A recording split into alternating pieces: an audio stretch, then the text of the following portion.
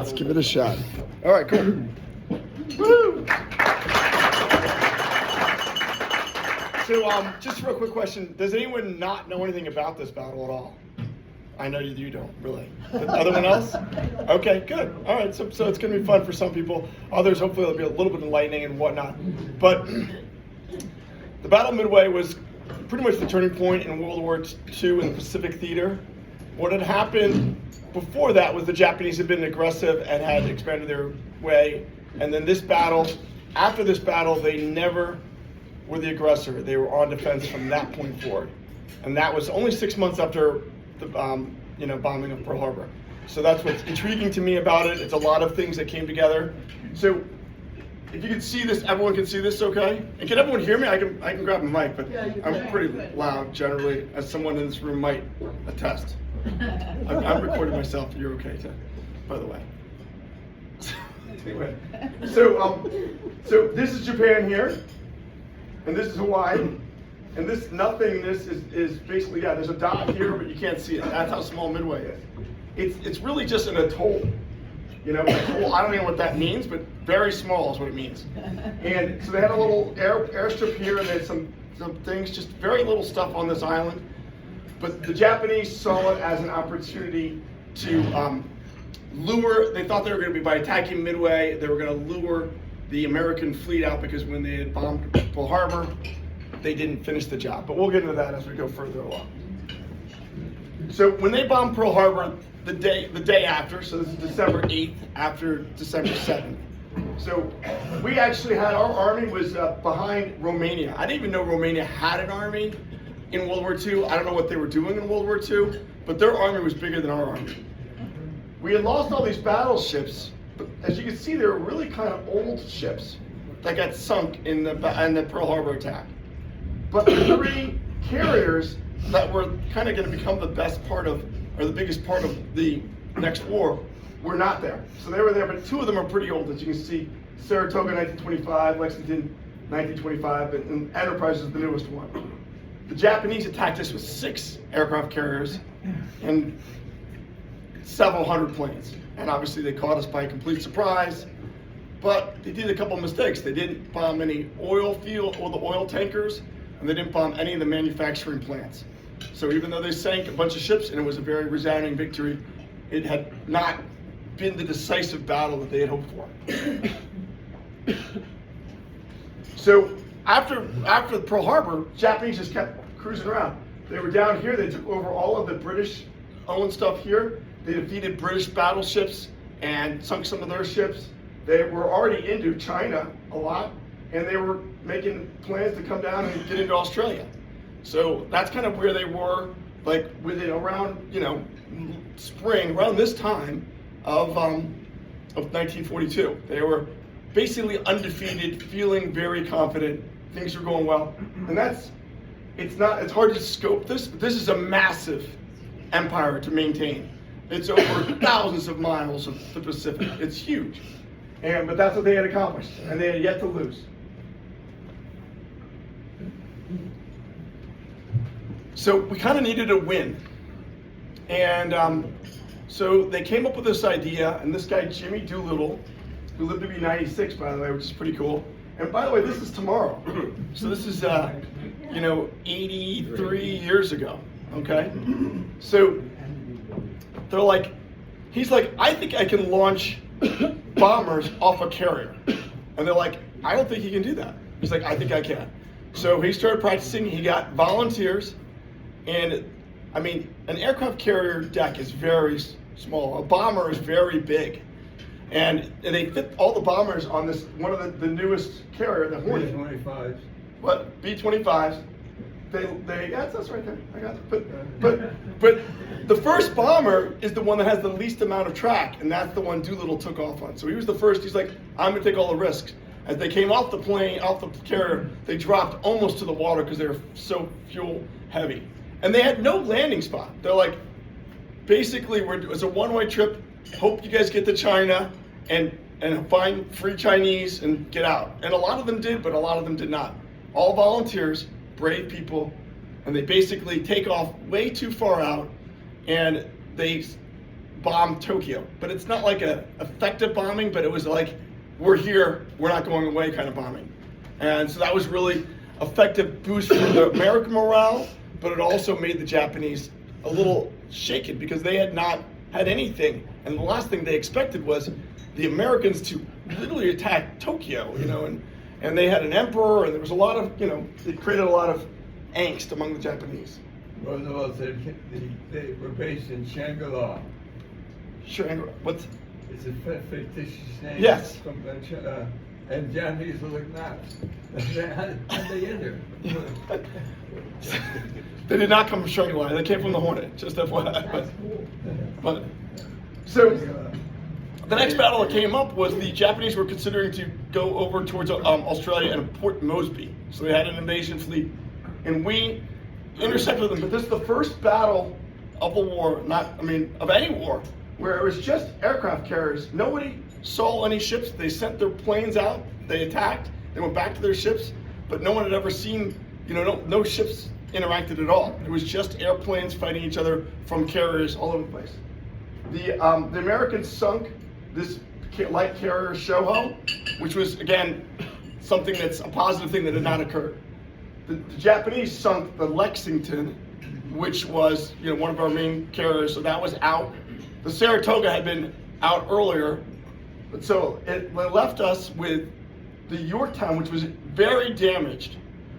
The Enterprise and the Hornet, we had 3 carriers left after this battle. The Yorktown, the Japanese thought they sunk it. So they just figured we were down to 2. So they figured they really had an advantage over us, and that was the opportunity to pounce on this next plan, which was going to be attacking Midway. When the Yorktown came back, well, we'll go to that a little bit later on, but so this guy is a huge hero, amazing guy, Joe Rochefort, okay? He's basically a mathematician, and he gathers a bunch of other mathematicians and some musicians, and they're like a hole in the bottom of Pearl Harbor, Station Hypo.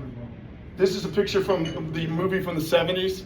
That's, I forget that character actor's name, but basically, what? Yeah. So this guy Rochefort, down in the basement of this hypo station, it was freezing. So he would be wearing a bathrobe and slippers because he basically just lived there. They were all there. The Japanese code was 45,000 different 5-digit number codes. And these guys were able to crack it. And Rochefort remembers that when a Japanese convoy was passing Midway, they referred to it as AF. He just remembered that was from January or whatever. And when they started making plans and they start mentioning AF, he's like, I think they're going to attack Midway. But he wasn't completely sure. So the way they did it was, he's like, I'm really sure, but now Washington got the same information and we're also decoding. But they were like, didn't trust Rochefort's team. So they're like, I think they're going to attack the West Coast. They had all these different ideas. They didn't have the clear knowledge. So Rochefort's like, let's put a test out there. We'll send a message in the clear, meaning not decoded, that the distillery unit on Midway was broken. So they're running low on fresh water. And within a week, Japanese code AF, remember to bring distillery unit for the thing. So literally, he tricked them. They bought it. And again, the Japanese part of this thing was they were very overconfident. So they didn't even think their code could be. So they were doing. They just didn't believe what could be done. Exactly. This is their right. This is their leader. It's Haruko Yamamoto.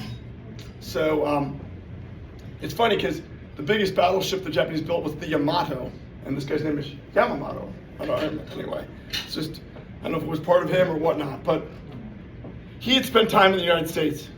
So he understood that they needed a kind of, there was a guy named Thayer who was a strategist back in the day. And the concept that he proposed was you can win a war with a very decisive battle. One decisive battle, and you can win it. They had hoped Pearl Harbor would be that decisive battle, but they didn't destroy the oil tanks and they didn't destroy the manufacturing. So his next plan was the Midway battle was going to be the one battle. Because he realized that if we didn't do it right away, and this is his great line after Pearl Harbor, I fear all we've done is awake a sleeping giant and fill him with a terrible resolve. So he was aware that the industrial might of the United States would catch up. They were hoping they were able to knock us out before that happened. And that was their big goal. So these are just some of the guys that were basically the heroes for the United States in this battle. Yeah, Halsey was a guy. Bill Halsey was an admiral, and he was one of the main task force guys, the most experienced admiral. And only 2 weeks before this operation gets going, he gets stricken with shingles. So he can't help. And he's like, we need to get someone else. And so he recommends this guy Raymond Spruance, who was a cruiser captain and an admiral also, but a cruiser, control guy. And he's like, this guy will do a good job. And he did a great job. Nimitz is a Texan, more submarine guy, but really cool, calm, and really helped us do stuff. We're going to get into these other guys down here. Fletcher was the other task admiral. And then these are the pilots that were super brave guys that we'll talk about in a bit. Christian, I understand Halsey was the commander of the battleship New Jersey. Oh, at one point? There you go. During Yeah. the Notion of the War. No, he was on with the carrier Enterprise, but that was part of his task force. Just going back to your last slide, what made the Japanese believe that conquering Hawaii would be the be-all, end-all to end the war? They weren't about conquering Hawaii. They just thought that if they can destroy the American carriers and establish a base on Midway, that would be a threat enough to the West Coast that the United States would sue for peace. That was their thought process. They were wrong. Yeah. But Yamamoto kind of knew that they were wrong, but he was following. The emperor said, "Do this," he did it. Christian, just one little side note. Yeah, sure. January 1, 1942, was Super Bowl for football, the Rose Bowl. And there was fear that with 100,000 people there, that the Japanese were going to bomb it. So they moved it. And one school they moved to Durham, North Carolina. Yes, the Rose Bowl was played at Duke in 1942. Because they were so afraid. Duke lost, by the way. So sorry. But they're afraid of an imminent attack. Yeah. I never heard that. Huh? You look there at this. So that's a little trivia for you. This is a little overview of the day, kind of what was going on. So what happened was they brought this is their occupation force. The second fleet was the fleet that was going to destroy the carriers when they came in, and this is the main striking fleet from Nagumo, who is the same admiral that had led the battle of Pearl Harbor. He only had 4 carriers in this case, and they had this. They also attacked the Aleutian Islands and actually captured a couple islands, but we knew that was diversionary and we didn't do much about that. This little point right here was called Point Luck. That's what they called it, because the Americans knew they could ambush from here. The Japanese expected the carriers to be coming here, and these guys, this fleet would be able to ambush. They thought they were ambushing the Americans. Meanwhile, we had decoded their stuff, so we knew. So we put ourselves up here, a bunch of submarines. And we also had, they had 4 carriers, but we only had 3, but Nimitz is like, this Midway will act as a 4th carrier. So they put a ton of planes on Midway to act as like another thing.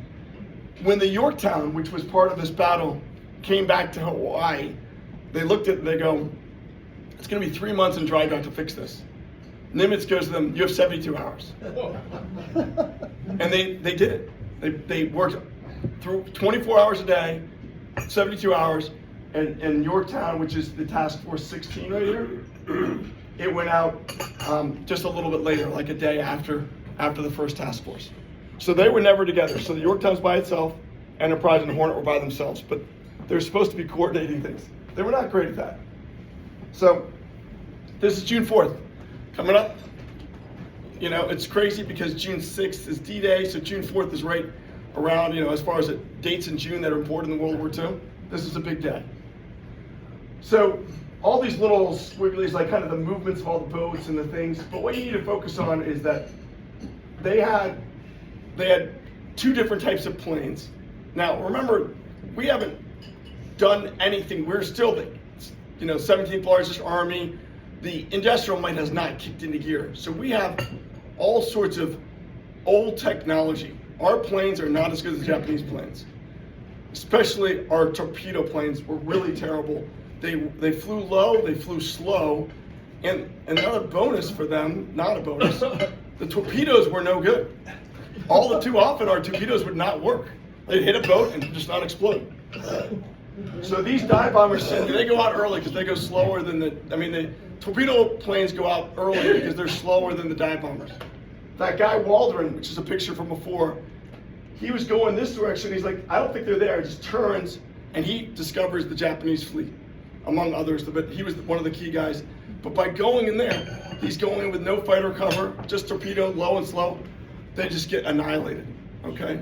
So all these torpedo planes, you can read it here. So 15 torpedo planes, all but one. This guy Ensign Gay, he lived.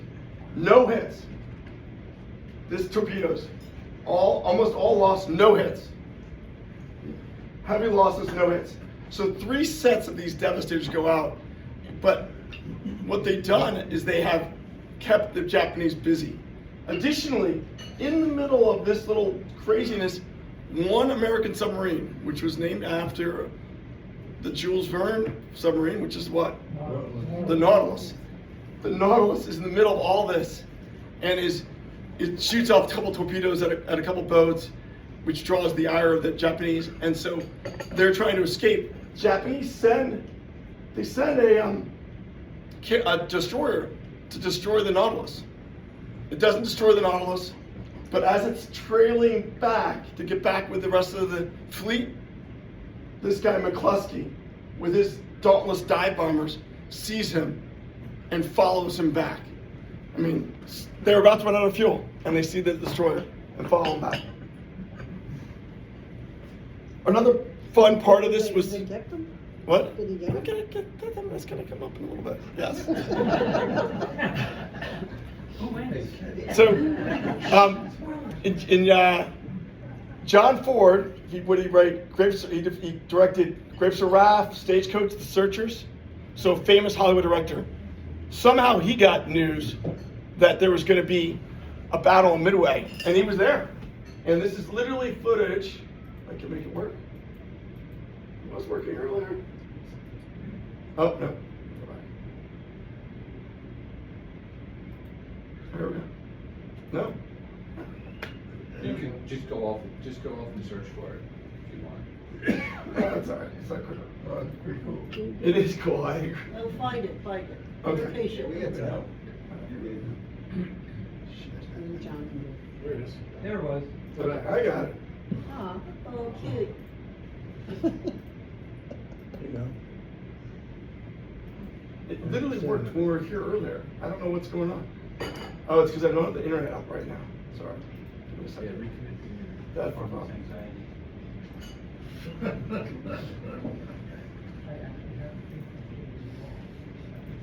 we go. That's fine. There we go. Start your free 30-day trial Just today. to go to this part of this. You are not required to start any trials. Not Stockholm, this is snacking. 5 seconds. Sorry, this is something I'm not good at. I actually don't. One more. It's only 5 seconds. KD. I know, well, so this is color footage of Midway. And they made this into a propaganda film. But he was there, he got hit with shrapnel. And this is literally what was going on that day.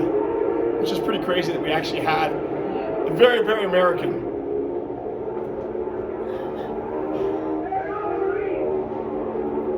The funny part about it is that the Japanese brought a poet and an artist to manage their victory, and we brought a director from Hollywood. That's how we did it.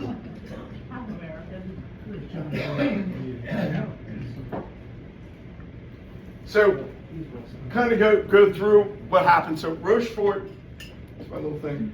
Rochefort deciphers the code, and water filtration trick works.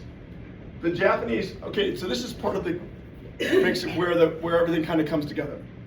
So the Japanese hit Midway, but when their pilots would come back, and the Americans were trying to defend Midway, but again they had older planes. They got destroyed. They had these terrible. It was a bloodbath.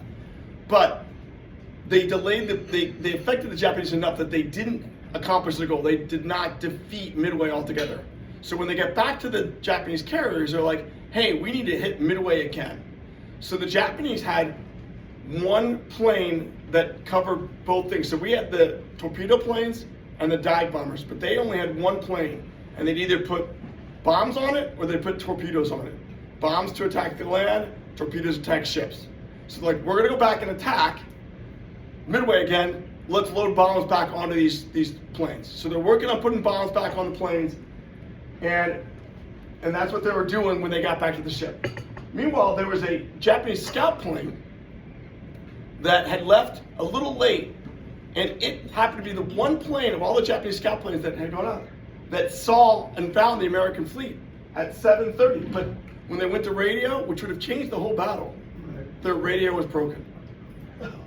So they couldn't tell.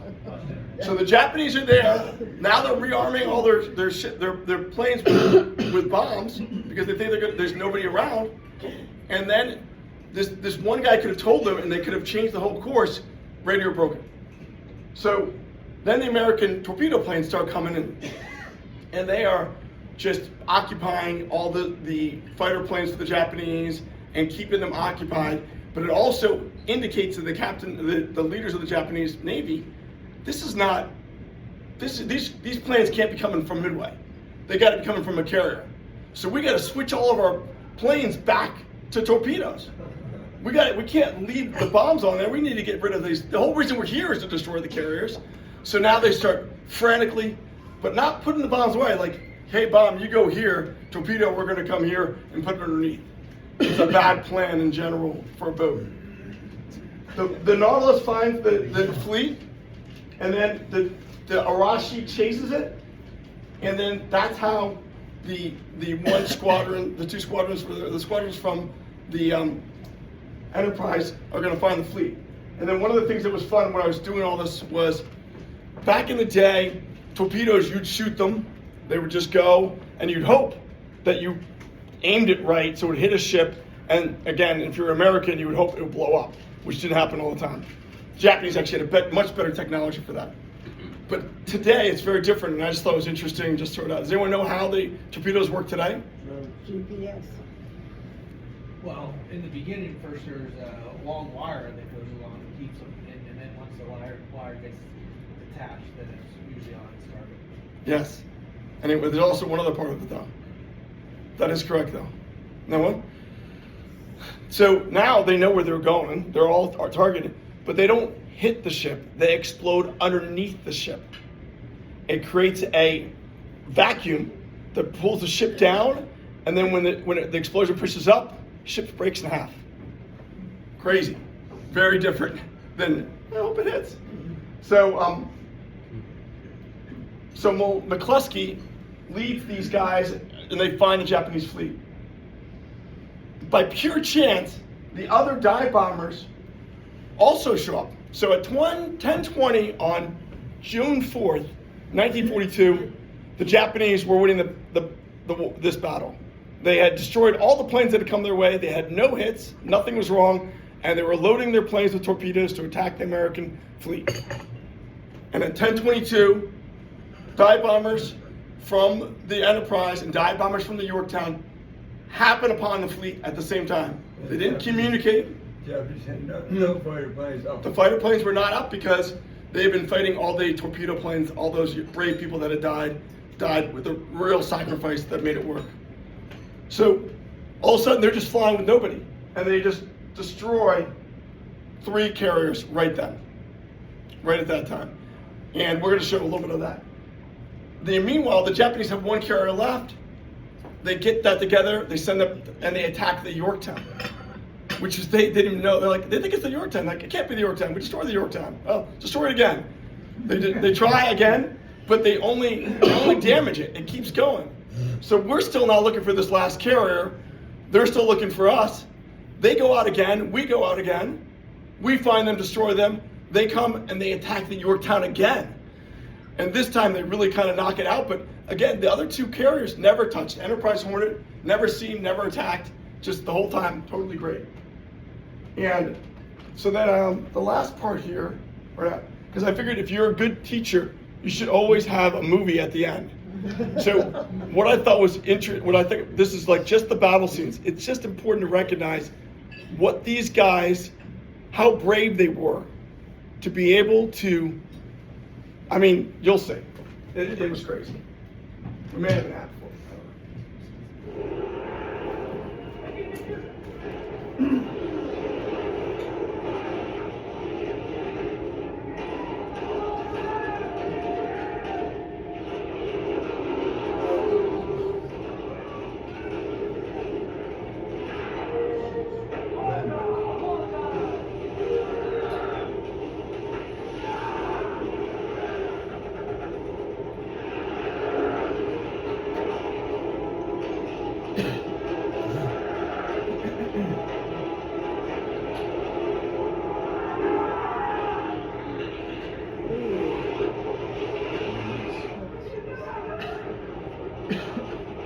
These are the torpedo planes just getting annihilated.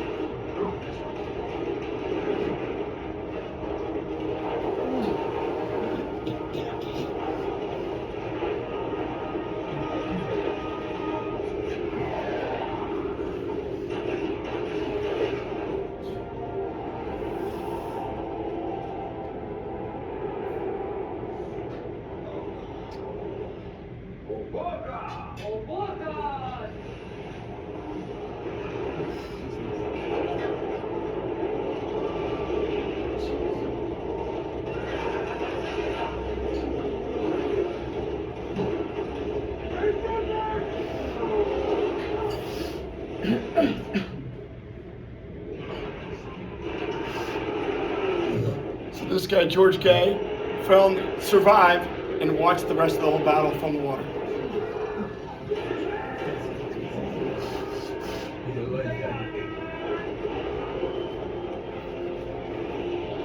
This is what a dive bomber had to do. Fly straight down, aim their bomb, and release it close enough.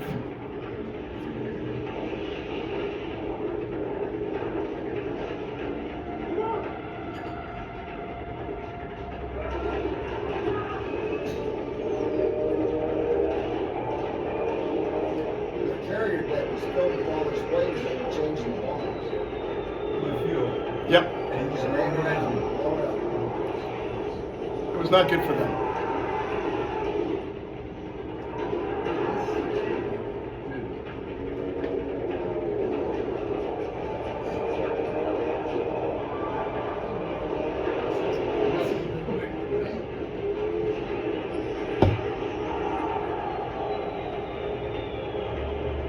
What volume of planes? How many planes? 15 planes. 15? Yeah. Except these three were the one that sunk the other one. This is the last scene. This guy in the back is Dick Best. This is from the movie Midway, 2019. It's well done. I mean, there's some slow parts, but.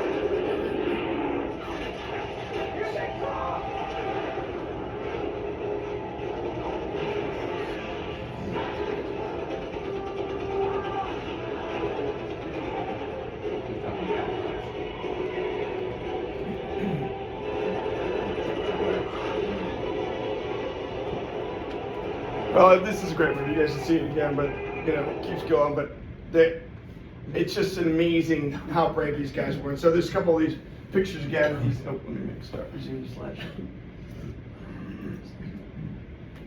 So Waldron was the guy that was the torpedo pilot, basically found the fleet, which was a huge factor, even though he died.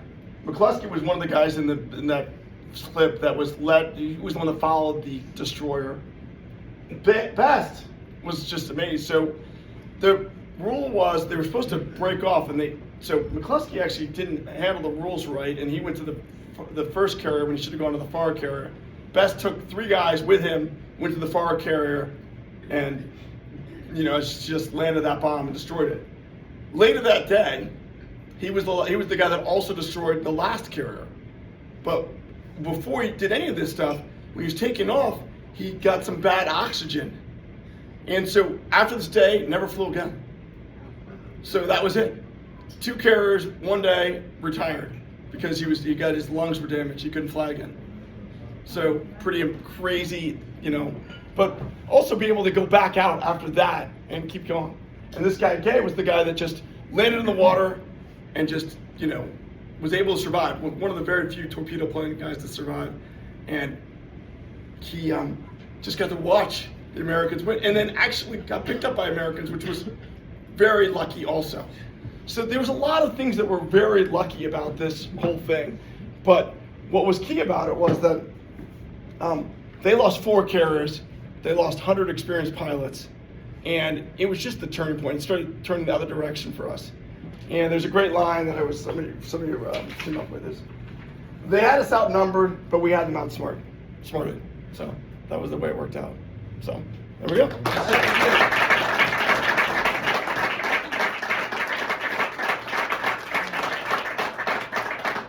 Yes, questions? I had 2 uncles who were attacked by kamikaze pilots. When did the Japanese start using suicide bombers? So there's a lot of problems with the Japanese. The honor code makes it difficult to combat a war. So like when any of these guys were on their ships, they would go down with their ships. That's not an effective use of your personnel. No elected service. No, but the captains would go down. Oh. Some of their best leaders. Plus, what they did was they always used their experienced pilots. For example, that guy McCluskey here, after that battle, they sent him back to San Diego to train other pilots. So the American policy was, once you've done some stuff, we're going to put you back over. You're going to train younger people because your experience needs to be trained. The Japanese attitude was, we're going to use the most experienced pilots all the time. Well, these experienced pilots kept on fighting, and dying. So by the end of the war, these guys, they had no one to teach them, and no one really, they're just green out there. So that's why they went with kamikaze pilots, because they taught them how to fly, they didn't teach them how to land. Hold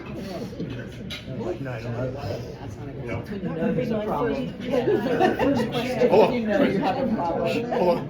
What? This guy Gay, Yeah. is he any relation to the person for whom the Enola Gay was named? No. Okay, No. No, I get it, yeah, unusual no. name to come up, and I Yeah, wondered, it's unusual, I agree. Was there a connection? Nope. Okay. Yes. I just want to say thank you. Appreciate you doing this. My grandpa Paul was on the Enterprise. Oh, there you go. Yeah. Very impressive. Those guys were crazy brave. I mean, it's hard to, but remember, a lot of their comrades have been killed at Pearl Harbor. And it's a unique opportunity to look into when, we're a little bit of a divided country right now. We were not divided when this stuff was going on.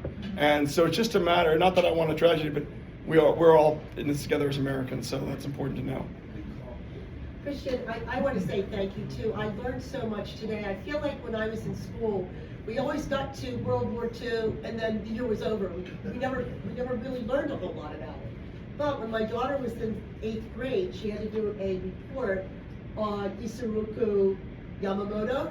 Yeah. And one of the interesting things about him, that really wasn't his last name. His last name was Takano.